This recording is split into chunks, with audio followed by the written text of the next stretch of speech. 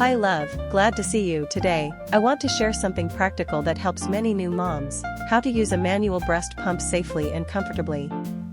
Here's my manual pump. Let's take a closer look at how it works. It has a soft cup, a handle to create suction, and a container to collect milk. To use it, place the pump gently over your breast so it feels comfortable and secure.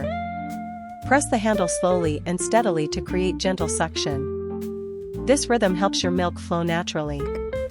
Just one side at a time is perfectly fine. It keeps things simple and helps you stay relaxed. Soon, you'll see milk collecting in the bottle, always a rewarding moment for any mom. And that's it. A simple, calm way to express milk with a manual pump. Thank you for joining me today. Don't forget to like, subscribe, and check the description for more breastfeeding support and trusted resources.